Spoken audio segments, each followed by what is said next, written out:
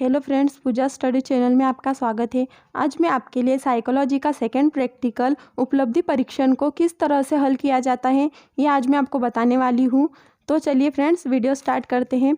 सबसे पहले हमारे पास एक शीट है जो हमें टेस्ट पेपर दिया जाता है कॉलेज से। इसके अंतर्गत डॉक्टर ए सेन गुप्ता और प्रोफेसर ए के सिंह द्वारा ये इसका निर्माण किया गया है उपलब्धि परीक्षण का। GCAT इसका फुल फॉर्म होता है जनरल कॉम्प्लायंस अवेयरनेस ट्रेनिंग। इसका हिंदी अर्थ होता है फ्रेंड्स सामान्य अनुपालन जागरूकता प्रशिक्षण। तो ये जो सामान्य अनुपालन जागरूकता प्रशिक्षण है ये क्यों कराया जाता है और किन विद्यार्थियों के लिए कराया जाता है? तो फ्रेंड्स, ये जो उपलब्धि परीक्षण होता है कक्षा 7वीं के विद्यार्थियों 7 के विद्यार्थियों से करवाया जाता है। प्रत्येक ऐसा कोई व्यक्ति नहीं है कि जिसको उपलब्धि प्राप्त नहीं होती।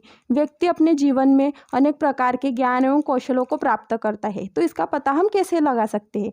तो व्यक्ति अपने जीवन में जो भी ज्ञान और कौशलों को प्राप्त करता है इसका पता उपलब्धि परीक्षण के द्वारा लगाया जा सकता है और इसीलिए उपलब्धि परीक्षण छात्रों से हल करवाया जाता है। उपलब्धि परीक्षण के अंतर्गत इसके जो पब्लिशर्स है वो नेशनल साइकोलॉजिकल कॉरपोरेशन है।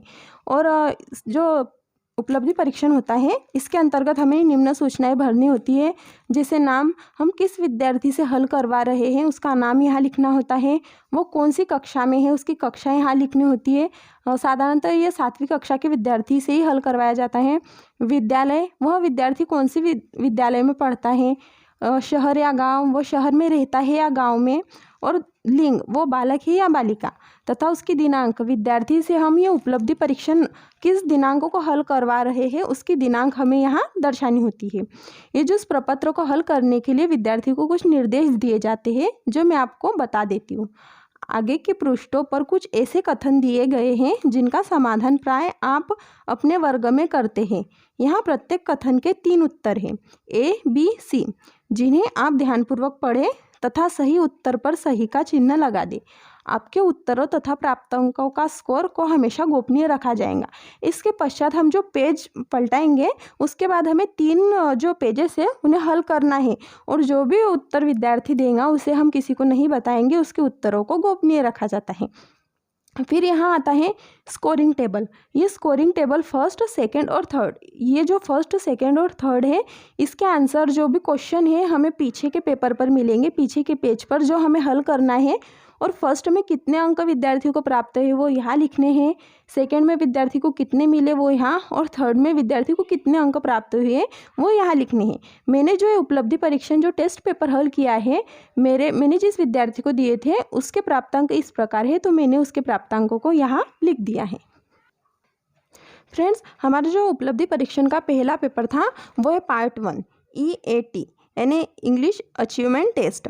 इस टेस्ट के अंतर्गत हमें A, B, C 3 कॉलम दिए हैं। फर्स्ट है choose the correct spelling from the following, यानी ये जो 10 हमें सीरियल नंबर दिए हैं इसके अंतर्गत इस बॉक्स में हमें जो करेक्ट स्पेलिंग है वो छात्रों से भरवानी है। छात्रों को पहले कहना है कि जो भी सही होगा आपके अनुसार उस पर आप एक विषय पर टिक कर दीजिए, एक स्पेलिंग पर, और वो स्पेलिंग यहाँ लिख दीजिए। वैसे ही सेकेंड में फिल इन द ब्लैंक्स है, फिल इन द ब्लैंक्स में भी वैसा ही है। छात्रों को जो सही लगता है उनके अनुसार वो इसको टिक करके फिल इन द ब्लैंक्स में भरना है। फिर थर्ड आता है चूज़ द करेक्ट ट्रांसलेशन। ये जो ग्रामर है इसको टेंस कहा जाता है। इसके अनुसार विद्यार्थियों को जो भी छात्रों को जो भी सही लगे एक कॉलम में उसे सही का निशान लगाना है। इस प्रकार ये 5 हमें हल करने हैं। फिर फोर्थ आता है choose the correct meaning of the following words. एक जैसा स्नेक, आप छात्रों को बता सकते हैं कि स्नेक को बिच्छू कहते हैं, सांप कहते हैं, कीड़ा कहते हैं। तो छात्रों ने उत्तर दिया है सांप, तो सांप सही है। तो बच्चों को ऐसे ही हमें बताने हैं, अगर ए में आपका उत्तर सही है तो ए पर सही करें, बी में सही हो तो बी में, और सी में सही हो तो सी में। इसे करेक्ट आंसर पर सही का निशान हमें छात्रों को लगाना है। इस प्रकार हमारा जो EAT इंग्लिश अचीवमेंट टेस्ट होता है पार्ट 1 यहाँ कंप्लीट होता है। सेकेंड पार्ट आता है हमारा मैथ्स और साइंस का। तो फ्रेंड्स, हमें यहाँ पार्ट 2 है हमारा। यहाँ पर कुछ मैथ्स दिए हुए, जैसे 10 मैथ्स दिए हुए हैं।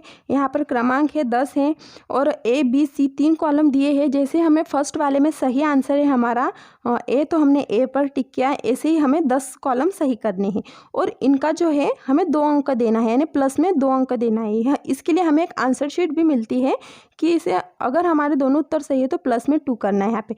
वैसे साइंस का है, तो साइंस का जो है उस जो मैथ्स के बाद हमारा साइंस आता है, इसी में भी वैसा ही प्रकार है। जैसे 11th में 11 नंबर में हमारा ए सही है, बी सही है, सी सही है, तीनों में से एक पर टिक करना है। इसे मैथ्स और साइंस टेस्ट कहते हैं। इसके पश्चात हमारा एक टेस्ट आता है फ्रेंड्स, इंग्लिश, मैथ्स और साइंस को टेस्ट हल करने के बाद हमारा जो थर्ड टेस्ट आता है वो है पार्ट नंबर 3, सोशल साइंस वाला, सोशल स्टडीज़ अचीवमेंट टेस्ट। यहाँ पर हमें 30 प्रश्न दिए हुए हैं, यहाँ से 30 प्रश्न दिए हुए हैं। इन 30 प्रश्नों का उत्तर हमें देना है। जैसे ग्लेशियर किसे कहते हैं, तो ए, बी, सी तीनों में से जो भी सही होगा उसे हमें वहाँ पर टिक करना है। ऐसे ही इसमें कुछ सही भी आ सकते हैं और कुछ गलत भी आ सकते हैं। जो सोशल साइंस वाला टेस्ट है वो यहाँ हमें सॉल्व करना है। ऐसे ही इस प्रकार हमारे 3 टेस्ट हल हो जाते हैं। तो फ्रेंड्स, हमारा जो टेस्ट पेपर सॉल्व किया है, हमने 3 टेस्ट पेपर सॉल्व किए हैं, उनकी हमें एक आंसर शीट भी दी जाती है। जैसे टेबल 2 बनाने के लिए स्कोरिंग की for class 7th, correct answer have been show in percentage. जो हमें जो भी परसेंटेज निकालते हैं हम इस आंसर शीट के द्वारा निकालते हैं। इसके लिए हमें एक तालिका बनानी पड़ती है। सबसे पहले होती है एक प्रदत्त तालिका और दूसरी होती है विवेचन तालिका। तो इसके लिए हमें जो तालिका बनानी होती है इस प्रकार है। पहला है इंग्लिश अचीवमेंट टेस्ट के लिए, दूसरी है इंग्लिश और मैथ्स अचीवमेंट टेस्ट के लिए और तीसरी है सोशल स्टडीज़ अचीवमेंट टेस्ट के लिए। तो चलिए फ्रेंड्स, आप यहाँ जो इसके नंबर्स हैं आपको टोटल बता दिए हैं। जैसे इंग्लिश के लिए 35 है और मैथ्स और साइंस के लिए भी 35 है और सोशल स्टडीज़ के लिए 30 है। इसके बाद में जो तालिका बनती है वो तालिका मैं आपको बता रही हूँ।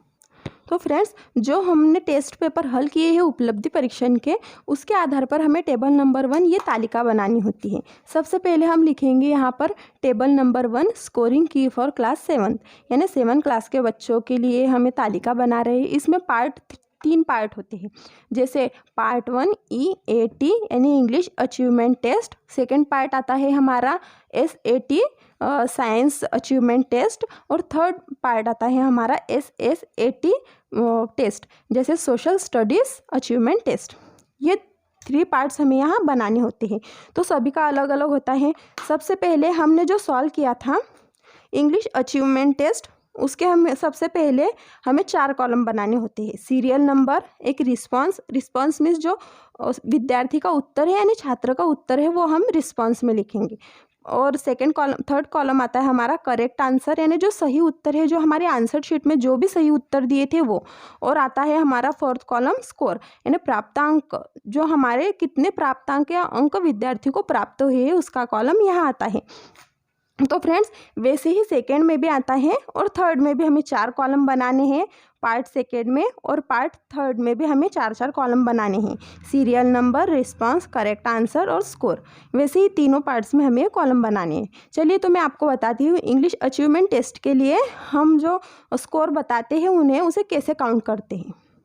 तो फ्रेंड्स, सबसे पहले हमें सीरियल नंबर लिख लेना है और जो रिस्पांस तो आप बता नहीं सकते क्योंकि जो सेकंड कॉलम आता है उसके अंतर्गत हमें करेक्ट आंसर लिखने हैं। तो फ्रेंड्स, ये करेक्ट आंसर हम कहाँ से लिखेंगे? तो फ्रेंड्स, याद है आपको मैं जो करेक्ट आंसर बताए थे, जो हमें आंसर शीट दी गई थी उसके अंतर्गत ये करेक्ट आंसर दिए थे। तो चलिए मैं आपको बताती हूँ कि मैंने ये करेक्ट आंसर कहाँ से लिखे हैं। तो फ्रेंड्स, जो मैं आपको तालिका बता रही हूँ उसमें करेक्ट आंसर, ये हमारे करेक्ट आंसर है। 1 से 15 तक इसके सही आंसर लिखे। तो करेक्ट आंसर में हमें सीरियल वाइज 1 से 15 तक सभी जो करेक्ट आंसर है वो लिख देने हैं, जिसके लिए हम +1 नंबर काउंट करेंगे। सेकेंड आता है हमारा 16 से 20 तक, जो भी सही आंसर है वो यहाँ पर दे दिए हैं। जैसे 16 का ए सही आंसर है, 17 का बी, 18 का ए और 19 का बी और 20 का ए, ये सही आंसर है। इसके लिए हम +2 नंबर काउंट करेंगे। और वैसे ही आता है 21 से 30 तक, ये सही आंसर है। इसके लिए हम +1 नंबर काउंट करेंगे। ये जो है हमारे सब ये जो EAT का कॉलम, इसे हम करेक्ट आंसर में लिखेंगे। तो फ्रेंड्स, और जो हमारे रिस्पॉन्स है, जिसे रिस्पांस में बच्चों ने क्या उत्तर दिया है, तो फ्रेंड्स, जो रिस्पांस में यहाँ पर बच्चों ने जो आंसर दिए हैं, जैसे 1 से 10 तक जो भी बच्चों का सही उत्तर है, ए में है, बी में है या सी में है, वो रिस्पांस इस EAT इस प्रपत्र को देखकर हमें रिस्पांस वाले कॉलम में भरना है। फ्रेंड्स, जो पार्ट 1 का मैंने आपको बताया EAT इंग्लिश अचीवमेंट टेस्ट का कि रिस्पांस में और करेक्ट आंसर में क्या दिया जाता है। तो करेक्ट आंसर तो हमने पहले ही लिख दिए हैं यहाँ पर सेकंड वाले कॉलम में, और जो फर्स्ट वाला कॉलम था रिस्पांस जिसमें छात्रों के क्या उत्तर हैं ये हमने लिख दिया है। टोटल मार्क्स था हमारा 35 तो हमने यहाँ 35 लिख दिया है। अब जो स्कोर है उस कॉलम में क्या लिखना है तो चलिए मैं आपको बताती हूँ। जैसे रिस्पांस छात्र का उत्तर ए सही था तो उसने ए पर टिक किया था, और करेक्ट आंसर हमारा क्या था तो करेक्ट आंसर था हमारा ए, यानी दोनों सेम सेम हो गए। छात्र का उत्तर भी और करेक्ट आंसर भी, सही उत्तर भी ए और ए, तो इन दोनों को जोड़ के एक ही नंबर काउंट होगा। तो कैसे काउंट करेंगे,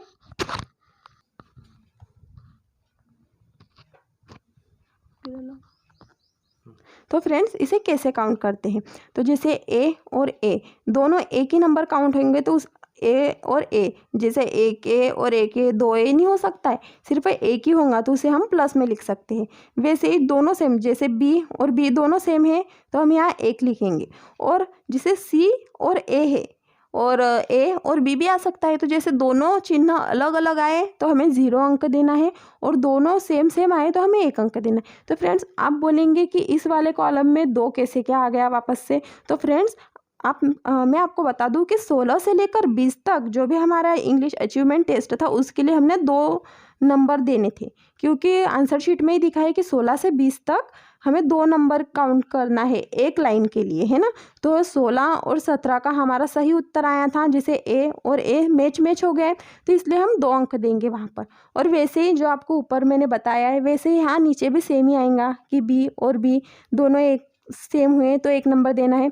इस प्रकार हमारा जो टोटल होता है करेक्ट आंसर का वो हमें यहाँ नीचे लिखना होता है, और जो स्कोर होता है कि बच्चे ने कितने अंक काउंट किए, बच्चे ने कितने अंक प्राप्त किए इस उपलब्धि परीक्षण को हल करने के लिए, उसका स्कोर हमें यहाँ नीचे लिखना होता है। तो चलिए मैं आपको काउंट करना बताती हूँ कैसे काउंट करते हैं। जैसे 1 2 3 4 5 6 7 8, 8 और 2 10, 10 और 2 12, 13 14 15 16 17 18 19 20, तो हमारा जो छात्रों का स्कोर है वो यहाँ आ गया है 20। तो फ्रेंड्स फर्स्ट पार्ट में हमने इंग्लिश अचीवमेंट टेस्ट में विद्यार्थी ने 20 अंक प्राप्त किए हैं। वैसे ही हमारा सेकेंड टेस्ट आता है पार्ट 2 SAT यानी मैथ्स और साइंस वाला टेस्ट। इसी में भी हमें 4 कॉलम बनाने हैं। तो जो रिस्पांस है, रिस्पांस में छात्रों का उत्तर हमें लिखना है, करेक्ट आंसर में जो हमारे आंसर शीट है उसका उत्तर हमें लिखना है। तो चलिए फ्रेंड्स मैं आपको बता दूं कि पार्ट सेकेंड का जो करेक्ट आंसर था वो हमने कहाँ से लिखा और इसके लिए कितने अंक हमें विद्यार्थी को देने थे।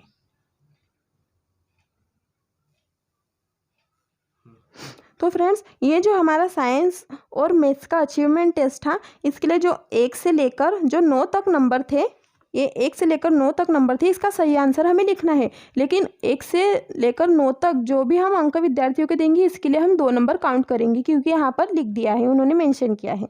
फिर थर्ड आता है हमारा जो 10 नंबर का क्वेश्चन है बी, सिर्फ एक ही ऐसा क्वेश्चन है जिसके लिए उन्होंने 3 नंबर बताए हैं कि हमें 3 नंबर देना है उसके लिए। और 11 से लेकर 17 तक 2 + 2 अंक देने हैं कि सेम सेम उत्तर आया तो 2 देना है, और वैसे ही ऊपर में भी सेम आंसर आए तो उसको 2 देना है। ये तो हो गया हमारा करेक्ट आंसर कि हमें करेक्ट आंसर में ये जो उत्तर है ए सी ए ये जो उत्तर है ये हमें करेक्ट आंसर में लिखने हैं। इसके बाद में आपको जो विद्यार्थी ने जो करेक्ट आंसर के द्वारा अपने उत्तर बताए हैं कि उसका कौन सा उत्तर सही है, मैं आपको बता रही हूँ कि विद्यार्थी ने इस पेपर को कैसे हल किया था और उसका सही उत्तर क्या आया था। तो फ्रेंड्स जो पार्ट सेकंड आता है हमारा मैथ्स और साइंस का, तो जो छात्रों ने जो सही उत्तर दिया था वो इस प्रकार है। जैसे स्टूडेंट ने 1 नंबर में ए उत्तर सही दिया था तो उसके जो भी उत्तर सही है वो हमें रिस्पांस में लिखने हैं, छात्र का उत्तर क्या था वो लिखने। लेकिन 1 से लेकर 9 तक 2 नंबर काउंट करना है, और सिर्फ 10 नंबर के प्रश्न के लिए 3 नंबर काउंट करना है। फिर वापस 11 से लेकर 17 तक के जो क्वेश्चन है उसके लिए हमें 2 नंबर काउंट करना है। तो फ्रेंड्स इसकी जो टोटलिंग है वो पूरी 35 नंबर की है कि मैथ्स और साइंस के जो भी क्वेश्चंस थे उसकी टोटलिंग पूरी 35 है, और 35 में से छात्रा को कितने नंबर प्राप्त हुए, उस स्टूडेंट को कितने नंबर मिले हैं वो हमें उस तालिका में बताना होता है पार्ट सेकेंड वाली में। तो फ्रेंड्स जो पार्ट सेकंड था उसमें हमने रिस्पांस यानी छात्रों के उत्तर लिख दिए, यानी स्टूडेंट का आंसर लिख दिया है यहाँ पर, और जो करेक्ट आंसर थे हमने आंसर शीट से देखकर वैसे के वैसे कॉपी करके यहाँ पर लिख दिया है। जिसका जो भी क्वेश्चन का आंसर था उसकी पूरी टोटलिंग 35, तो हमें 35 में से कितने मार्क्स मिले हैं वो हमें स्कोर में लिखना है। तो फ्रेंड्स मैंने आपको बता दिया था कि 1 से लेकर 9 तक जो अंक है उसकी टोटलिंग हमें +2 में करनी है। तो इसमें से ए और ए विद्यार्थी जो आंसर है वो सेम है तो +2 में। और मैंने आपको पहले वाले फर्स्ट वाले पार्ट में बता दिया था कि अगर अलग अलग है चिन्ह तो हमें 0 अंक देना है। जैसे यहाँ पर बी है रिस्पांस में और करेक्ट आंसर में सी है तो विद्यार्थी को 0 अंक प्राप्त हुए यहाँ पर। वैसे ही जो 10 नंबर का क्वेश्चन था उसके लिए 3 नंबर हमें आंसर शीट में बता दिया था कि अगर उत्तर सही है विद्यार्थी का तो हमें 3 नंबर देना है, अगर गलत है तो 0 नंबर देना है। फिर वैसे ही 11 नंबर से 17 नंबर तक विद्यार्थी को 2 नंबर देने हैं। इस तरह हमने यहाँ टोटलिंग की है कि हमें विद्यार्थी को कितने अंक प्राप्त हुए हैं यहाँ से। तो हमारे विद्यार्थी को 27 अंक प्राप्त हुए। जैसे ये इस पूरी टोटलिंग करके हमने यहाँ 27 लिखी है कि मेरा ये पूरा टोटल होके उसके 27 मार्क्स विद्यार्थी को यहाँ प्राप्त हुए हैं। वैसे ही हमारा आता है third part SSAT social studies achievement test. वैसे ही जो मैंने 2 कॉलम में आपको बताया है कि हमें 4 कॉलम बनाने हैं। इसमें रिस्पांस वाला में विद्यार्थी का उत्तर लिखना है और करेक्ट आंसर में ये लिखना है हमें। तो चलिए फ्रेंड्स मैं आपको बता देती हूँ कि करेक्ट आंसर क्या थे और विद्यार्थी का उत्तर क्या था। तो फ्रेंड्स जो हमारा थर्ड वाला पार्ट आता है SSAT social studies achievement test, ये जो हमारा 1 से लेकर 30 तक है, इसकी टोटल 30 है, प्रश्नों की संख्या 30 है और सभी के लिए 1-1 नंबर दिया गया है तो इसे 30 नंबर है। तो ये जो हमारा जो करेक्ट आंसर है ये करेक्ट आंसर हमें करेक्ट आंसर में लिखना है और जो स्टूडेंट के आंसर है जो रिस्पॉन्स में आए हैं वो विद्यार्थी ने कैसे हल किए और विद्यार्थी को कितने नंबर मिले हैं वो मैं आपको बताती हूँ। तो फ्रेंड्स हमारा जो पार्ट थर्ड आता है सोशल साइंस वाला, सोशल साइंस में हमें 30 क्वेश्चन दिए हुए हैं। तो इस 30 क्वेश्चन में से छात्रा ने किस में सही उत्तर दिया है इसमें से हमें काउंट करना है और जो रिस्पांस है रिस्पांस में हमें लिखना है कि छात्रा ने कौन से उत्तर को टिक किया है, ए को, बी को या सी को। तो फ्रेंड्स जो थर्ड वाला पार्ट है उसमें हमने रिस्पांस में जो छात्रों के उत्तर थे वो लिख दिए हैं और करेक्ट आंसर में आंसर शीट से नोट करके हमने करेक्ट आंसर लिख दिए। इसमें ना 2 है ना 3 है, सभी में हमें 1-1 नंबर काउंट करना है जैसे मैंने पार्ट और पार्ट सेकेंड में आपको बताया था। तो वैसे ही जो प्रश्नों की संख्या थी हमारी वो 30 थी, 1-1 नंबर काउंट करना था और जो विद्यार्थी ने हल किए हुए सभी को 1-1 नंबर काउंट किया। तो विद्यार्थी ने 30 में से 26 अंक प्राप्त किए हैं, 26 प्रश्नों का उसने सही उत्तर दिया है। इसके पश्चात हमें इन तीनों का टोटलिंग करना होता है कि विद्यार्थियों ने तीनों सब्जेक्ट में कितने नंबर प्राप्त किए। जैसे EAT इंग्लिश अचीवमेंट टेस्ट में उसने 20 नंबर प्राप्त किए हैं तो मैंने यहाँ 20 लिख दिए। साइंस अचीवमेंट टेस्ट में उसने 27 नंबर प्राप्त किए तो यहाँ 27 लिख दिए और सोशल स्टडीज़ अचीवमेंट टेस्ट में उसने 26 नंबर प्राप्त किए तो 26 लिख दिए। इन टोटल का स्कोर तीनों को मिलाकर कितने अंक आते हैं तो यहाँ मेरे 73 अंक आए। सभी के जो भी विद्यार्थी हल करेगा यानी जो भी परीक्षणकर्ता प्रयोज्य को हल करने के लिए देगा जिस भी विद्यार्थी को, सभी का अलग अलग बनेगा टेबल। जैसे मेरे विद्यार्थी को मैंने दिया था तो मेरा स्कोर बना 73, उस विद्यार्थी ने इतने अंक प्राप्त किए हैं तो मैंने इतने अंक यहाँ लिखे, सभी के अलग अलग बनेगा। इसके पश्चात एक जो तालिका बनती है विश्लेषण तालिका, ये मैं आपको बताने वाली हूँ, विवेचन तालिका। तो फ्रेंड्स ये जो हमारा टेबल नंबर 2 है ये किस आधार पर बनाया जाता है। जो सबसे पहले हमने टेबल नंबर 1 प्राप्त किया है, जो टेबल नंबर 1 तालिका बनाई है उसके आधार पर हमारा टेबल नंबर 2 बनता है।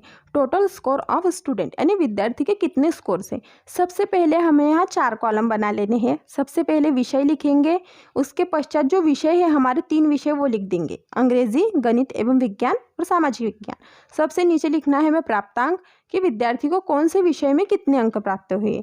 तो मैंने जिस विद्यार्थी को हल करने के लिए दिया था उसको अंग्रेजी विषय में 20 अंक मिले हैं, गणित एवं विज्ञान विषय में 27 अंक मिले हैं और सामाजिक विज्ञान विषय में उसे 26 अंक मिले हैं। इसके पश्चात हमें परसेंटेज रैंक निकालना होता है जिसे हम हिंदी में कहते हैं शतांशीय रैंक। ये शतांशीय रैंक किस प्रकार हल करते हैं। सबसे पहले हमें इसमें से ही बच्चों की उपलब्धि ज्ञात करनी होती है कि विद्यार्थियों को कितनी उपलब्धि मिली है। ये P का अर्थ यहाँ परसेंटेज होता है। जैसे 90 से अधिक अगर विद्यार्थी को मिले हैं तो वह अति श्रेष्ठ उपलब्धि की श्रेणी में आता है। विद्यार्थी को 70 से 89 के बीच में अंक मिले हैं तो श्रेष्ठ उपलब्धि में आता है और 50 से 69 के बीच में जो भी आंकड़े विद्यार्थी को मिले हैं वो सामान्य उपलब्धि के अंतर्गत आएगा और 30 से 49 के अंतर्गत जो भी विद्यार्थी को अंक मिले वो हीन उपलब्धि में और 29 से कम अगर विद्यार्थी को अंक मिले हैं तो वह अति न्यून उपलब्धि में आएंगे। तो बता देते हैं हम आपको कि ये उपलब्धि किस प्रकार ज्ञात करते हैं और कैसे लिखते हैं। तो सबसे पहले हमें लिखना होता है यहाँ total score of students marks obedient, यानी विद्यार्थी को तीनों विषयों को जुड़ाकर कितने अंक मिले हैं। तो हम तीनों विषयों को लिख देंगे और तीनों विषयों के प्राप्तांक यहाँ लिख देंगे। जैसे फर्स्ट में हमें 20 मिले थे, सेकंड में 27 मिले थे और थर्ड में 26 मिले थे। तो तीनों का स्कोर हमारा 73 आता है। तो अभी 73 आप सोचेंगे कि हम कौन सी उपलब्धि की श्रेणी में आते हैं। तो फ्रेंड्स ये जो सेकंड नंबर वाला है पॉइंट 70 से 89 की श्रेष्ठ, 70 के ऊपर क्या आता है 71, 72, 73, वैसे 89 तक जो भी अंक आएंगे वो श्रेष्ठ उपलब्धि की श्रेणी में आएंगे। तो फ्रेंड्स मैंने जिस विद्यार्थी से उपलब्धि परीक्षण सॉल्व करवाया था उसके 73 अंक मिले, तो फ्रेंड्स वो विद्यार्थी श्रेष्ठ उपलब्धि की श्रेणी में आता है। इस प्रकार विद्यार्थी की उपलब्धि किस क्षेत्र में है ये हम उपलब्धि परीक्षण के द्वारा ज्ञात करते हैं और ये कक्षा 7 के विद्यार्थियों से हल करवाया जाता है। तो फ्रेंड्स आपको अगर मेरा वीडियो पसंद आया हो तो प्लीज़ मेरे वीडियो को लाइक, शेयर एंड सब्सक्राइब करना ना भूलें। साथ ही साथ लास्ट में बेल आइकन बटन को प्रेस करना ना भूलें ताकि मैं जो भी वीडियो अपलोड करूँ उसकी नोटिफिकेशन आपको जल्द से जल्द मिल जाए। Thank you.